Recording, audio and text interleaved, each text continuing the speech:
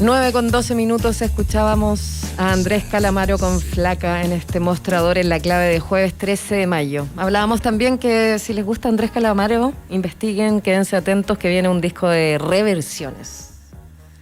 ¿Te gustan las reversiones, Federico Giovannone? Bueno, a veces. Depende cuáles, pero le tengo mucha confianza que la de Calamaro sea muy entretenida, ¿no? Porque si ya son buenas las canciones, ¿y para qué decir la música? ¿Para qué decir las letras? Buenísima, y si la cantan distinto, con otros invitados, puede ser muy interesante. Hay que ver. Yo a veces creo que las reversiones funcionan bien y otras como un sobreintento. Veamos qué pasa con Calamaro. Así es. Copeuch es una cooperativa de ahorro y crédito con más de 900.000 socias y socios que te apoya con un crédito de consumo donde tu tarjeta de crédito te da acceso a eso que quieres, con un crédito hipotecario que te hace cumplir el sueño de la casa propia. Eso es Copeuch, el lugar donde todos ganan. Conoce su oferta de productos y servicios en copeuch.cl. Y en el mostrador.cl hay una nota de la que queremos hablar ahora. Es una columna, digamos, que se llama La política de vivienda social en crisis, escrita por el senador Carlos Montes, senador socialista por la región metropolitana, integrante de la Comisión de Hacienda. La bajada dice: hoy la política de vivienda no está funcionando y se puede constatar su fracaso, especialmente en las grandes ciudades. El costo de las viviendas sociales ha aumentado fuertemente. Pasamos de menos de 400 UF a más de 1.200 UF. Es decir, que ha subido el precio de algunos insumos, es cierto que ha subido el precio de algunos insumos como el fierro y el cemento. Sin embargo, el costo principal es del suelo. No se ha logrado regular la especulación y las grandes utilidades en la compra y venta de terrenos. Bueno, este es un temazo, ¿no? Uno ve en las calles gente que no tiene dónde vivir, muchas carpas en los parques. Comentábamos ayer, ¿no? Claro, esa foto que está apareciendo mucho más clara. Eso tiene que ver también con la realidad económica que está viviendo el país, una crisis económica muy, muy profunda, producto de la pandemia fundamentalmente. Pero también tiene que ver con lo que hay gente que no tiene dónde vivir y que ya tampoco puede allegarse donde otra gente. Entonces está el fenómeno de miles y miles de personas en las calles, está el fenómeno de los allegados que no están en las calles, pero están viviendo una muy mala vida porque no tienen vivienda. En hacinamiento y en complicación mayor. Justamente, que además afecta a la pandemia, claro. Pero afecta la calidad de vida y la posibilidad de desarrollarse como seres humanos en un lugar que no es su hogar, que no es su casa, su terruño, como le queramos llamar, afectando también al que recibe, ¿no? Porque el que recibe acogedoramente, sea la mamá, el papá, el familiar, amigo, amiga, también le afecta a su calidad de vida, porque una cosa es tener a alguien invitado, voluntariamente un par de días, y otra cosa es tener a alguien allegado con su familia. O sea, se modifican las relaciones sin duda. O sea, yo creo que todos hemos vivido más de un día en la casa de otro que nos invita. Claro. Sea cual sea la circunstancia, pero imagínate que es cuando no tienes otro espacio donde vivir, o sea, ahí hay una dinámica muy delicada. Una dinámica muy distinta. Entonces, es un tema muy importante. Los gobiernos de la concertación a partir de los años 90 hicieron un esfuerzo relevante, se disminuyó bastante el número de familias sin casa, políticas que han sido muy criticadas también por las calidades, las soluciones casas, que se ofrecen, por las soluciones, las lejanías de los centros urbanos. Hay un hito también que es fines de los 90, las casas Copeva, ¿no? Que quedaron en el imaginario, que también instalan un por la mala calidad de las casas. Pero hubo toda una política exitosa en lo cuantitativo, quizás no en lo cualitativo, pero que ambas cosas son muy importantes, muy importantes. Y de hecho el problema que se generaron también verdaderos guetos urbanos, ¿no? Lugares alejados de los centros propiamente donde están los servicios. Bueno, eso es súper importante, Federico. Yo creo que llegaste a un punto. Oye, y la movilización, gente que pasa 2 horas en los buses o micros, en los traslados, para poder llegar. Es decir, un montón de temas vinculados. Por eso el tema de la vivienda es un tema muy importante, y esta columna de Carlos Montes, senador socialista por la región metropolitana, es una muy buena columna que yo recomiendo leer, y pone el punto en los errores de esta política, de lo que se debiera hacer también. Pero también pone el punto en propuestas, y ahí yo te quería hacer algunas preguntas, porque son 8 los puntos que el senador plantea, ¿no? Esta columna fue publicada ayer en El Mostrador, pero ustedes la pueden googlear y la van a encontrar. Vamos a recordar el título de la canción, digamos. La política de vivienda social en crisis. Bueno, como te decía Federico, que a mí me llama la atención, o sea, digo, es un muy buen diagnóstico esta columna por una parte, pero por otro lado, yo no sé si peca de sobreentusiasmo en poner 8 medidas, o digo, ¿cómo concretamos 8 medidas de cambio de políticas públicas, no? Dice, ha llegado el momento de formular una nueva política pública de viviendas para sectores de bajos ingresos que considere elementos como, y aquí vienen los 8, voy a ir viendo cómo avanzamos, quiero tu opinión. Planificar metas a corto, mediano y largo plazo para superar el déficit por región y comuna. Bueno, eso sigue siendo planificación, creo que bueno, es que es muy importante, porque dejar esto al arbitrio del mercado, del cruel mercado en ocasiones, ¿cierto? Te lleva a especulaciones inmobiliarias, a aumento de precios injustificados, a que haya un montón de buitres dando vuelta de esto, oye, de este proceso de vivienda, esta necesidad de nuevas viviendas. Entonces, ¿qué pasa de ser un negocio a un negociado? Pasa de actores legítimos a actores ilegítimos. Donde hay excesos de riquezas entre medio, dices tú, como de ganancia. Claro, no, y terrenos que por metro cuadrado, por decirte algo, valía 1, y pasan a valer 4, porque cuando compra hay un montón de parásitos en el camino, que eso hay que regularlo, por supuesto. Sí. La gente, lamentablemente, mucha gente tiende a abusar y a aprovecharse. Entonces, una regulación mínima para impedir eso es clave. Programas y sistemas de financiamiento consistentes, fin a las franquicias. Bueno, tiene un poco que ver con lo que acabas de decir, ¿no? Poder regular para evitar tanta especulación y posibilidades de negocios o de aprovechamiento. Buscar un precio justo, pues, claro, y que el financiamiento tenga que ver con un precio justo y no con financiar a parásitos que están en la cadena, ¿no? Fortalecer el rol del Estado asumiendo un papel más significativo en el derecho a la vivienda y la ciudad. Claro, ahí está el tema de la planificación urbana que hablábamos, ¿no? Que esa vivienda no solo sea digna para las personas que la habitan, sino que sea digna en relación con su hábitat, con la ciudad donde vive, ¿no? Y que pueda trabajar, digamos, que pueda moverse, que pueda ahí tener una plaza cerca. Está integrado a otras de las dinámicas de una persona, ¿no? O sea, que no tenga que ver solo... Justamente. Por eso el tema de la ciudad, el tema urbano, es algo que hay que darle siempre mucha mirada, porque tiene que ver con calidad de vida, con dignidad, ¿no? Así que sí, por supuesto estoy de acuerdo con ese punto. Perfecto. Y después de un largo intento ahí de este mundo pandémico como nos desafía, pero ya logramos tener al teléfono al senador Carlos Montes, senador socialista por la región metropolitana, integrante de la Comisión de Hacienda y el responsable de esta columna que estábamos ahí leyendo y desglosando. Muy buenos días, senador. Buenos días, ¿cómo está usted? Buenos días, senador Carlos Montes. Buenos días, Federico, ¿cómo está? Estábamos comentando su muy buena columna que publicó ayer en El Mostrador, que pone el foco en el tema de la vivienda justa, digna, las críticas que usted le hace a lo que se ha hecho durante todos estos años desde el retorno a la democracia, y las sugerencias o recomendaciones de lo que se debe hacer para mejorar esta política de vivienda, reducir el déficit de vivienda, pero que sean adecuadas, dignas, a un precio justo. Senador.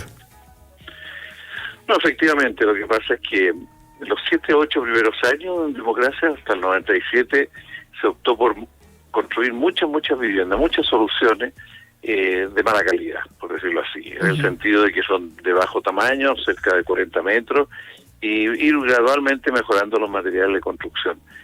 Y bueno, vino la crisis de las casas Copeva, y ahí esa crisis se enfrentó con una opción de hacer retroceder al Estado, sacar al Estado de muchas de las funciones que tenía. Y bueno, y se generó una situación de que ha venido acumulándose mucho déficit, Y ahora con el tema de la pandemia, se provocan una serie de fenómenos. Los allegados, por ejemplo, no pueden estar en muchas casas.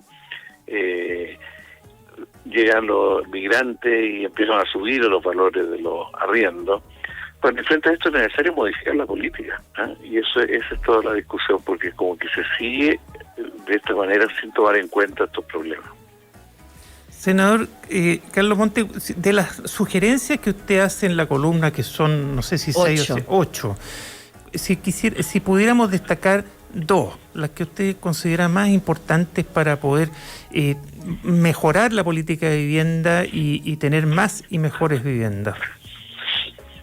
Yo creo que lo primero y lo central es aumentar el stock de vivienda. Hay que aumentar la construcción de vivienda, sobre todo en las grandes ciudades, pero en todos lados. La vivienda para los sectores de más bajo ingreso. Hasta el 97 teníamos un programa muy masivo que era llamado Decreto 62. Y lo que ocurrió fue que se sale de eso y se genera un proceso bastante engorroso, y el Estado retrocede. Entonces todo va dependiendo de lo que le conviene o no a determinados actores, y las familias se están demorando 13, 14 años de que se organizan, de que tratan de acceder a la vivienda, y hasta que obtienen la vivienda. Es una cosa muy, muy larga. Lo que ocurrió en el último año, estamos en la región metropolitana con cerca de 80 tomas, campamentos. ¿Y por qué? Porque no tenían dónde estar las personas, con todo lo que significa no tener agua, no tener luz, no tener baño. Los recursos básicos, digamos. ¿Cómo? Que no tener los recursos básicos, digo. Lo básico para poder tener una vida digna y caer en... Efectivamente.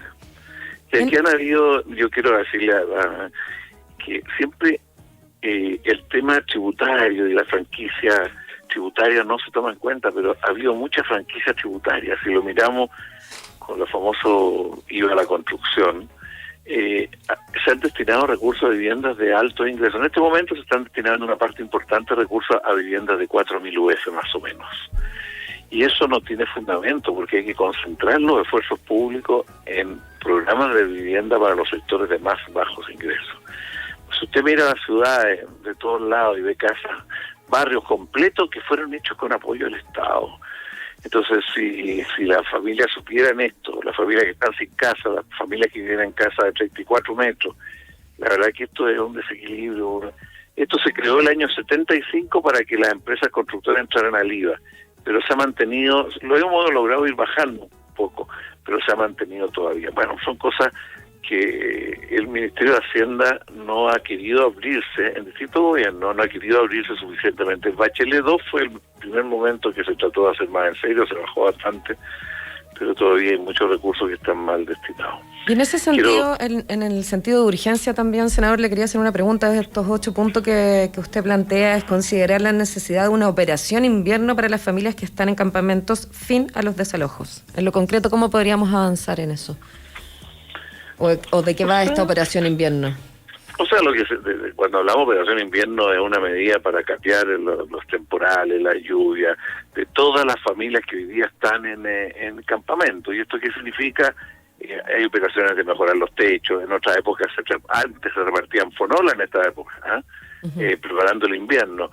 Se hacía todo lo que la circulación de las aguas lluvias en el entorno de estas poblaciones, porque el agua pasa por dentro de las casas. Todo lo que significa pensar qué puede ocurrir con lluvias como las que normalmente se dan. Eso significa una operación de invierno. Y los desalojos, porque desalojar en estas condiciones ahora, esta cantidad importante de campamentos que hay a lo largo de todo Chile, es sacar a las personas a otros lugares en peores condiciones todavía que las que están en este momento. Claro, sí. Bueno, esa es la situación.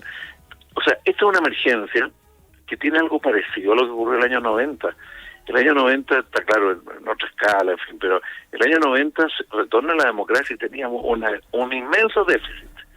¿Y qué se decía hacer? Construir. Ya, eso fue una medida adecuada desde el punto de vista de asumir el problema.